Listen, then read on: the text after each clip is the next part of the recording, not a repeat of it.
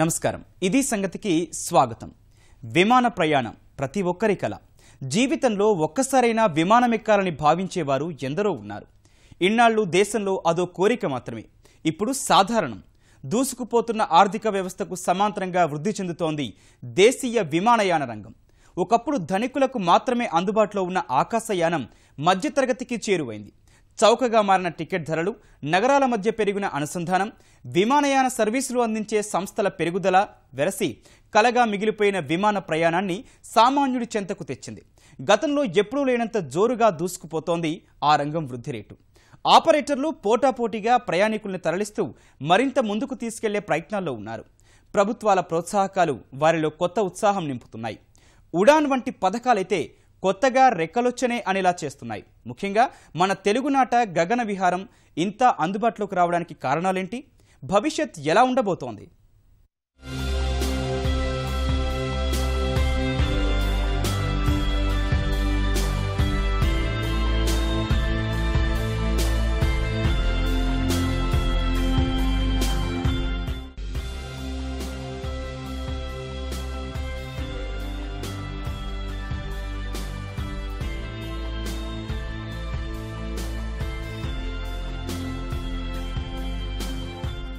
నాటి విలాసం నేటి అవసరం.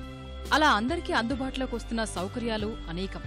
ఆ జాబితాలో ముందు వరుసలో నిలుస్తోన్న రంగాల్లో ఒకటి విమానయానం. రివ్వున ఎగిరే లోహ విహంగాలను చూస్తూ కథలు కథలుగా చెప్పుకున్న రోజుల నుంచి సామాన్యులకు చేరువవుతున్నాయి. మెట్రోల నుంచి ద్వితీయ శ్రేణి పట్టణాలకు విస్తరిస్తున్న విమాన సేవలు ప్రయాణ రంగాన్ని కొత్త పుంతలు తొక్కిస్తున్నాయి. దిగొచ్చిన టికెట్ ధరలు అంచనాలకు మించిన రీతిలో ప్రయాణికులను ఆకర్షిస్తున్నాయి. గత సంవత్సరంతో పోల్చుకుంటే 23% వరకు పెరిగిన దేశీయ విమాన ప్రయాణాలే అందుకు నిదర్శనం. సమయానికి సమయం ఆదా, ధరలు తగ్గాయి. ప్రయాణికులకు అంతకంటే ఏం కావాలి? రైళ్లతో పోల్చుకుంటే కొన్నిసార్లు 2 టైర్ ఏసీ కంటే తక్కువ ధరకే రివ్వున ఎగిరెళ్లిపోతున్నారు. విమానయాన సంస్థలు పోటీపడి పండుగలు, ప్రత్యేక సందర్భాలకు తగ్గింపు ధరల ప్రకటనలు చేస్తున్నాయి. ఆ వెసులుబాటుతో నిర్ణయమైన కార్యక్రమాలకు విమానాల వైపు చూస్తున్నారు ప్రయాణికులు. ఇందులో వ్యాపార దిగ్గజాల నుంచి సామాన్య పౌరుల వరకు ఉన్నారు. ఫలితం జీవితంలో ఒక్కసారైనా విమానం ఎక్కాలన్న కోరిక నుంచి అవసరమైనప్పుడల్లా ఉపయోగించుకునే స్థాయికి చేరుతున్నారు.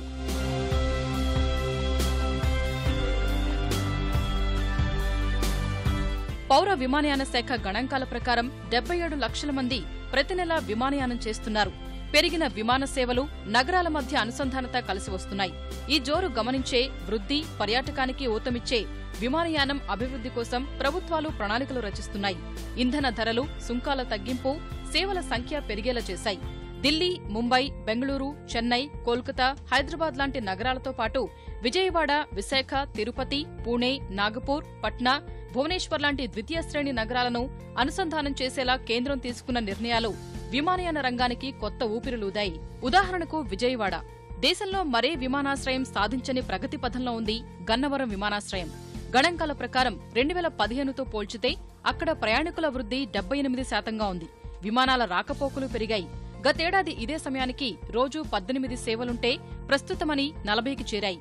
అదే జోరుతో విశాఖ తర్వాత ఆంధ్రప్రదేశ్లో గన్నవరం 2వ స్థానానికి చేరింది. సంఖ్య తక్కువగా ఉన్నప్పటికీ వృద్ధి రేటు పెరుగుతున్న తీరు చూస్తే రానున్న మరెన్నో అద్భుతాలకు అవకాశం ఉందని అంచనా వేస్తున్నారు. గత ఏడాది గణాంకాలను మనం ఈ ఏడాది గణాంకాలతో కంపేర్ చేస్తే పొటెన్షియల్ చాలా ఎక్కువగా ఉంది. ఎందుకంటే మన రాష్ట్ర రాజధాని అమరావతికి తరలించడం ద్వారా హైదరాబాద్ నుంచి, అంతేకాకుండా కొత్త పెట్టుబడుల కోసం అయితేనేమి కానీ, కొత్త పరిశ్రమలు స్థాపించడం కోసం అయితేనేమి కానీ, మిగతా దేశాల నుంచి మన దేశం నుంచి కూడా రాకపోకలు అనేవి చాలా విపరీతంగా పెరిగాయండి. విశాఖపట్నం కూడా 24% వరకు ప్రయాణికుల వృద్ధి రేటు సాధిస్తోంది.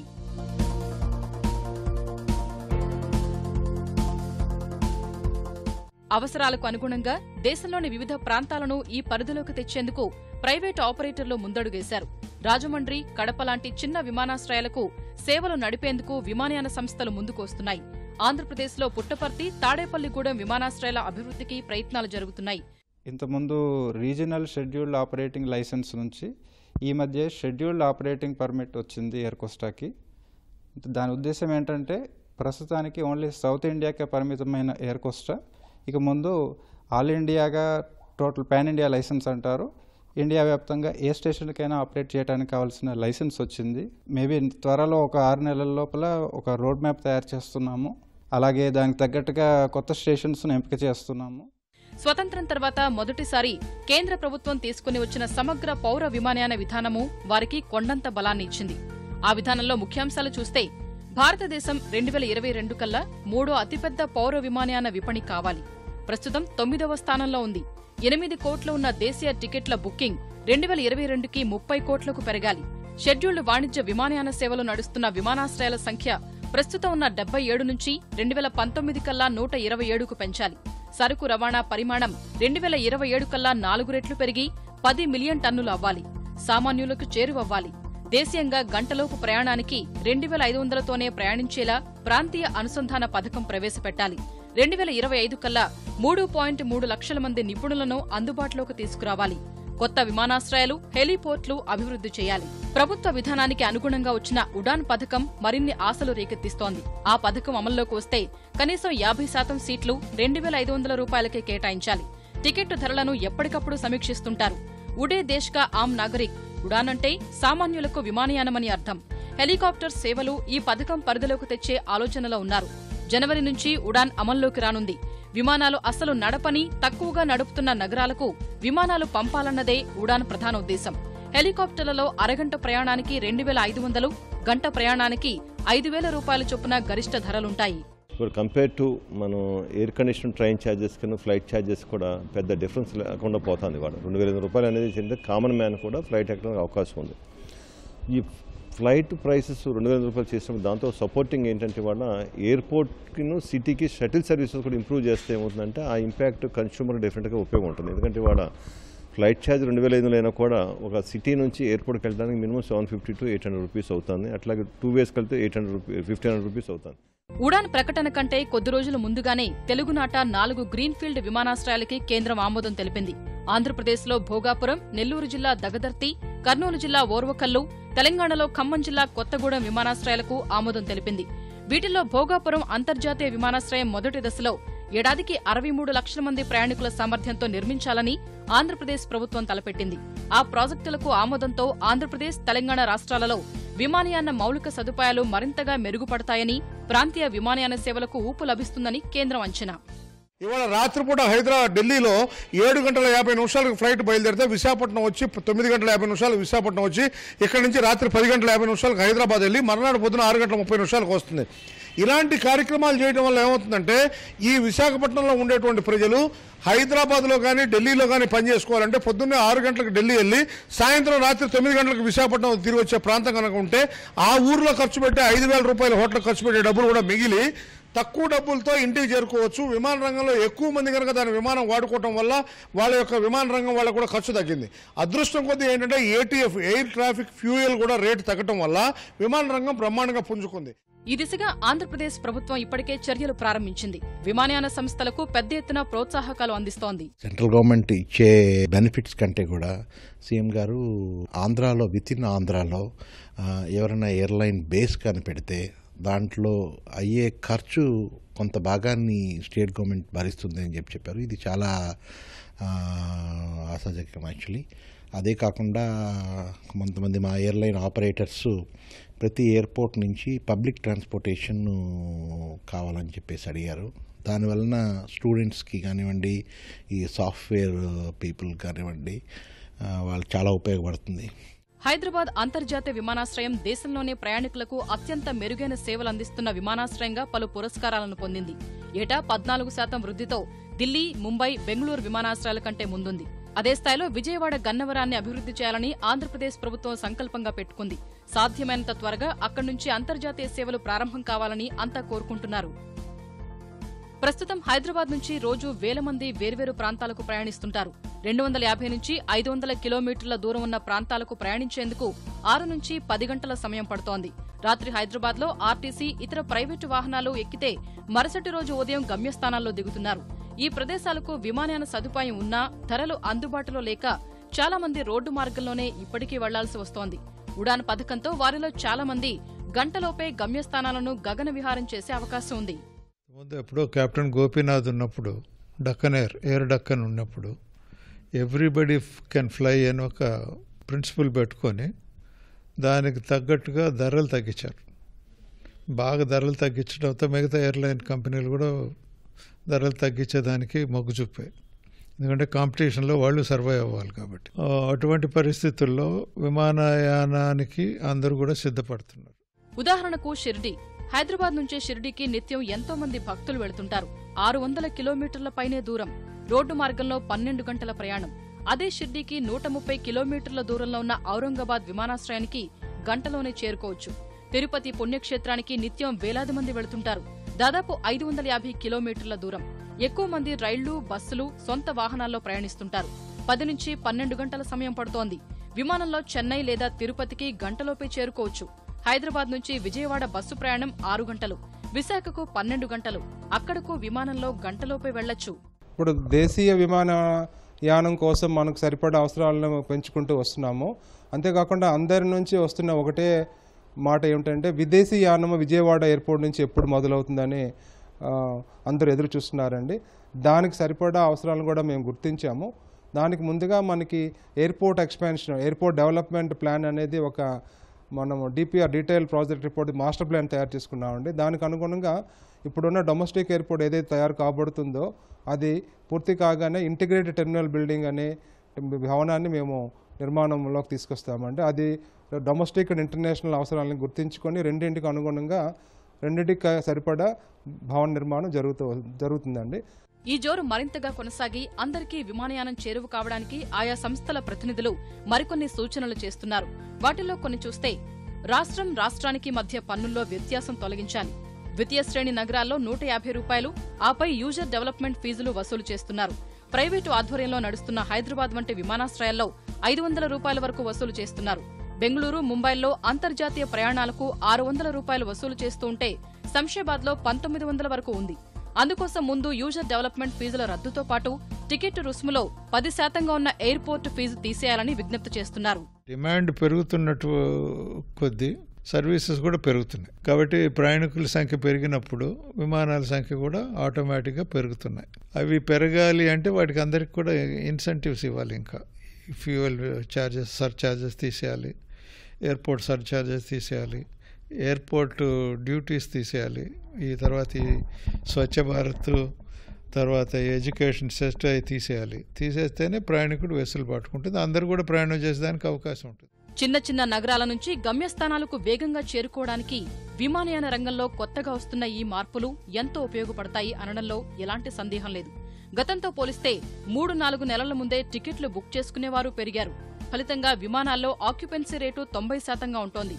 టికెట్లు నమోదు చేసుకునేందుకు వీలున్న సమయానికి అత్యంత కనిష్టానికి చేర్చి డైనమిక్ టికెటింగ్ లాంటి అంశాలు తొలగించగలిగితే ప్రయాణికులు మరింత పెరుగుతారని అంచనా. చుక్కుచుక్కు రైలు వస్తుంది, దూరం దూరం జరగండి అని పాడుకున్న రోజుల్ని తిరిగి రాసే ప్రయత్నంలో వేగంగా అడుగులు వేస్తోంది భారతీయ రైల్వే. వింటి నుంచి వెలువడిన సెరెన్లా శబ్దం లేకుండా స్టేషన్లోకి దూసుకొచ్చే బుల్లెట్ రైల్ని పట్టాలెక్కించే ప్రక్రియ వచ్చే ఏడాది ప్రారంభం కానుంది. ఏదో మొదలు పెట్టాంలే అన్నట్లు కాకుండా 10 ఏళ్లలోపు పూర్తి చేయాలని భావిస్తోంది కేంద్ర ప్రభుత్వం.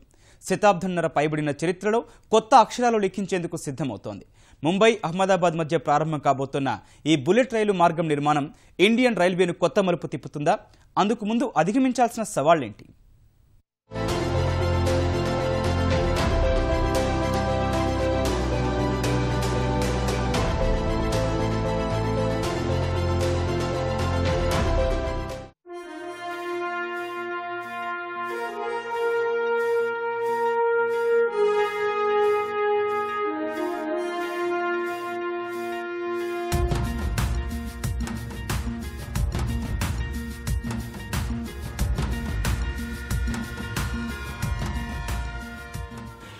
(1853లో ముంబై నుంచి తానే మధ్య తొలి రైలు పరుగులు తీస్తుంటే ఆశ్చర్యంతో నోరెళ్లబెట్టుకుని చూసింది నాటితరం.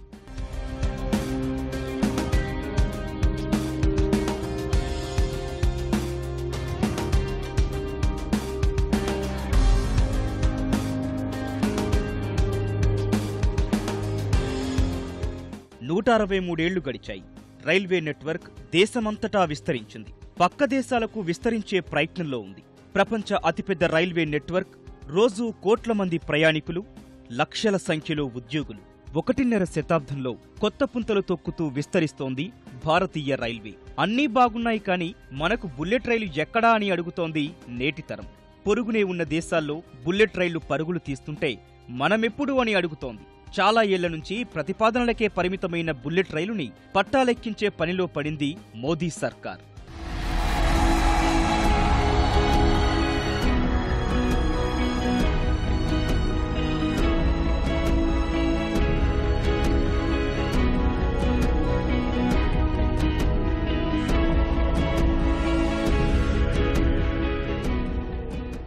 నేను ఎక్కాల్సిన రైలు జీవితకాలం లేటు అని ఆరుద్ర సరదాగానే అన్నా అప్పటికీ ఇప్పటికీ భారతీయ రైల్వేలకు అతికినట్లు సరిపోయిందా మాట. అసలు రైలు సమయానికే రాకపోతే అది రాకెట్ స్పీడ్తో వెళ్తుందని ఆశించగలమా? అందుకే భారతీయులు ఇప్పటివరకు బుల్లెట్ రైళ్ల గురించి పెద్దగా ఆలోచించలేదు.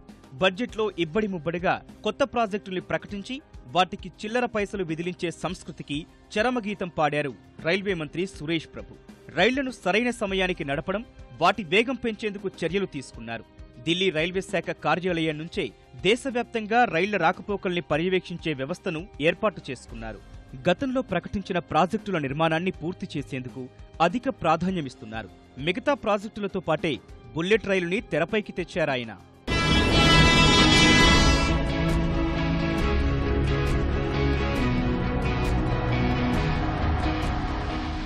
సంస్కరణల అమలు తర్వాత ప్రజల జీవన విధానంలో ఊహించని మార్పు వచ్చింది. జీవనంలో వేగం పెరిగింది. ఈ వేగాన్ని రైల్వేలకు కూడా అనుసంధానించాలని కోరుకుంటున్నారు ప్రయాణికులు. వారి ఆశలకు తగ్గట్లే శతాబ్ది ఎక్స్ప్రెస్, రాజధాని ఎక్స్ప్రెస్, దురంతో లాంటివి పట్టాల మీద పరుగులు పెడుతున్నాయి. ఈ వేగం చాలదు, ఇంకా వేగం కావాలనే డిమాండ్లను దృష్టిలో ఉంచుకొని గతిమాన్ ఎక్స్ప్రెస్, టాల్గో రైళ్లకు శ్రీకారం చుట్టింది కేంద్రం. 5 నెలల క్రితమే ఢిల్లీ, ఆగ్రా మధ్య గతిమాన్ ఎక్స్ప్రెస్ గంటకు 160 కిలోమీటర్ల వేగంతో ప్రయాణించి రికార్డు సృష్టించింది. 188 కిలోమీటర్ల దూరాన్ని 100 నిమిషాల్లో పూర్తి చేసింది. ప్రస్తుతం దేశంలో అత్యధిక వేగంతో ప్రయాణించే రైలు ఇదే.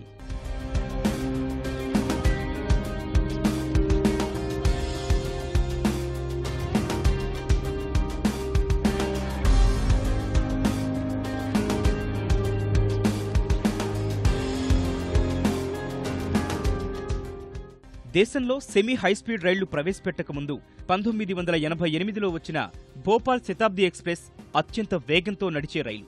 గరిష్ట వేగం గంటకు 140 కిలోమీటర్లు. 1972లో రాజధాని ఎక్స్ప్రెస్ ప్రారంభమైంది. కానీ వేగం గంటకు 91 కిలోమీటర్లే. అత్యధిక దూరాలను చేరుకునేందుకు దురంతో రైళ్లను 2009లో ప్రవేశపెట్టారు. వాటి వేగం కూడా గంటకు 85 కిలోమీటర్లే. అవే సూపర్ ఫాస్ట్ రైళ్లు. గతిమాన్ వచ్చాక భారతీయ రైల్వేల దృష్టి బుల్లెట్ రైలు మీదకు మళ్లింది.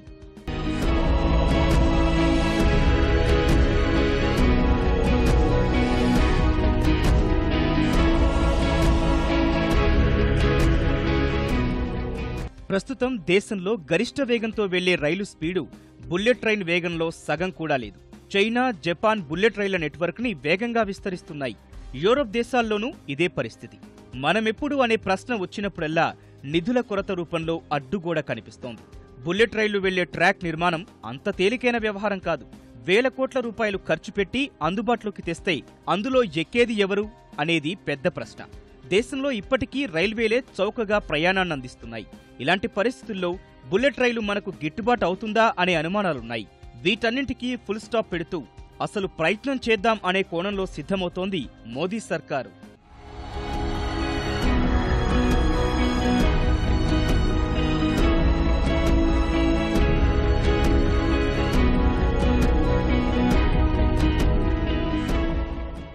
బుల్లెట్ రైలు ప్రవేశపెట్టడానికి అయ్యే ఖర్చుతో పాటు నిర్వహణ వ్యయం చాలా ఎక్కువే.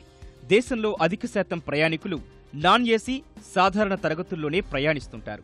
హైస్పీడ్ రైలు టికెట్ ధరలు కూడా చాలా ఎక్కువ. ఫస్ట్ క్లాస్ ఏసీ ధర కన్నా 1.5 రెట్లు ఎక్కువగా ఉంటుందని అంచనా. ఈ రేటులో ఎంతమంది ప్రయాణించేందుకు ముందుకొస్తారు? ఇలాంటి ప్రశ్నలన్నీ ఇన్నాళ్లు ఈ ప్రాజెక్టుని కాగితాలకే పరిమితం చేశాయి. మోదీ సర్కారు మాత్రం బుల్లెట్ రైలు ప్రాజెక్టును ప్రతిష్టాత్మకంగా భావించింది. అందుకే వీలైనంత త్వరగా బుల్లెట్ రైలును పట్టాలపై ఎక్కించేందుకు ప్రయత్నాలు మొదలుపెట్టింది. ఇందులో భాగంగానే 2 ప్రాజెక్టులకు పచ్చజెండా ఊపింది.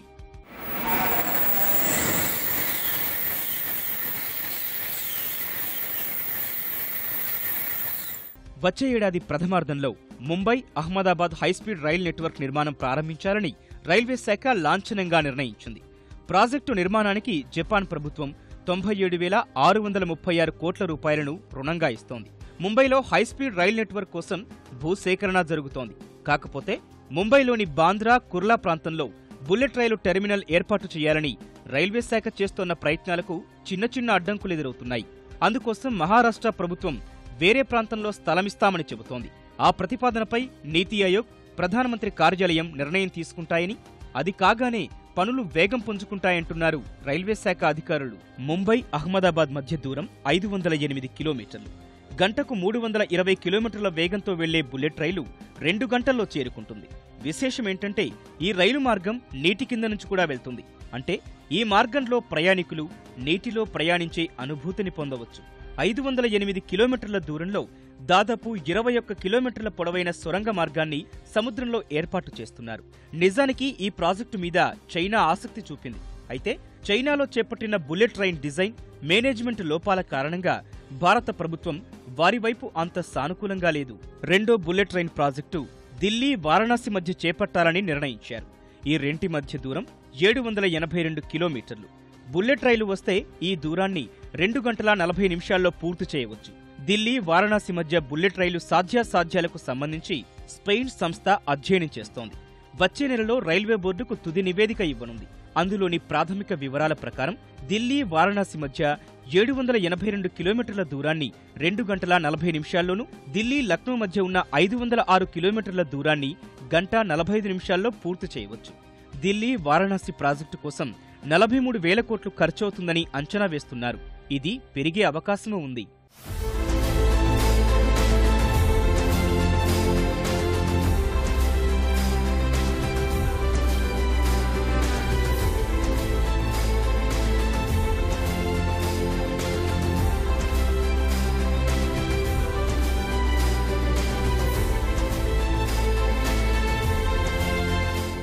విదేశాల్లో బుల్లెట్ రైలు పరుగులు ప్రారంభమై 50 ఏళ్లు దాటిందంటే మనం ఎక్కడున్నామో అర్థం చేసుకోవచ్చు. 1964 అక్టోబర్ 1న తొలి బుల్లెట్ రైలు టోక్యో, ఒసాకా మధ్య నడిచింది. 513 కిలోమీటర్ల దూరాన్ని 2.5 గంటల్లో పూర్తి చేసింది. 2012 వరకు ప్రపంచంలోకెల్లా అత్యంత వేగంగా ప్రయాణించే రియల్ టైం రన్నింగ్ రైలుగా స్పెయిన్ రైలు రికార్డు సృష్టించింది. గరిష్ట వేగం గంటకు 310 కిలోమీటర్లు. ఇటీవలే ఈ రికార్డును జపాన్ బద్దలు చేసింది. ప్రపంచంలో అత్యంత వేగంతో నడిచే రైలుగా జపాన్ మాగ్లేవ్ రైలు రికార్డు సృష్టించింది. Japan, China, France, Germany, Spain, Taiwan, Belgium bullet రైళ్లతో వృద్ధి రేటును పరుగులు పెట్టిస్తున్నాయి. హైస్పీడ్ రైళ్ల నిర్మాణం, డిజైన్లలో పోలిస్తే సాంప్రదాయ రైళ్లకు పూర్తిగా భిన్నం. అత్యంత వేగంతో వెళ్లేటప్పుడు పట్టాలపై సరైన బ్యాలెన్స్ ఉండేలా వీటి ఏరోడైనమిక్స్ ను రూపొందిస్తారు. హైస్పీడ్ రైళ్ల కోసం ప్రత్యేకంగా ట్రాక్లు నిర్మిస్తారు. ఈ ట్రాక్లపై రైలు గరిష్ట వేగంతో పరుగులు తీస్తాయి. అందుకు 1,000 కోట్ల రూపాయలు ఖర్చవుతుంది. ఈ రైళ్ల ఆదాయం, నిర్వహణా వ్యయానికి పొంతన కుదరక నష్టాలు వస్తున్నాయి. అభివృద్ధి విషయంలో ఆసియా ఆర్థిక దిగ్గజంగా ఎదుగుతున్న భారత్ రైల్వేలో మాత్రం చెప్పుకోదగ్గ ప్రగతి సాధించలేకపోయిందనేది చేదు నిజం. గతంలో రైల్వే శాఖ మంత్రులుగా పనిచేసిన వారు ఆ విభాగాన్ని ఓట్లు ఆర్జించేందుకే ఉపయోగించుకున్నారు. రైల్వేలను తమ సొంత ఆస్తిగా భావించడం వల్ల అభివృద్ధి కుంటుపడింది. ఇటీవల ఈ పరిస్థితుల్లో మార్పు కనిపిస్తోంది. రైల్వే శాఖ మంత్రి సురేష్ ప్రభు ప్రవేశపెట్టిన 2 బడ్జెట్లలోనూ కొత్త రైలు ప్రకటించకపోవడమే అందుకు నిదర్శనం. ఉన్న వ్యవస్థను కట్టుదిట్టం చేస్తూనే కొత్త మార్గాలను నిర్మించడం, కొత్త రైళ్లు ప్రవేశపెట్టేందుకే ప్రాధాన్యత ఇస్తున్నారు. ఇందులో భాగంగానే మోదీ మానసపుత్రిక లాంటి బుల్లెట్ రైలు కోసం సన్నాహాలు చేస్తున్నారు. ముంబై, అహ్మదాబాద్ మధ్య బుల్లెట్ రైలు నిర్మాణం ప్రారంభమైతే 2017 భారత రైల్వే చరిత్రలో మరో మైలురాయిగా నిలవడం ఖాయం. ఇది సంగతి. మరిన్ని విభిన్న అంశాలతో మరో ఇది సంగతిలో మళ్ళీ కలుద్దాం. నమస్కారం.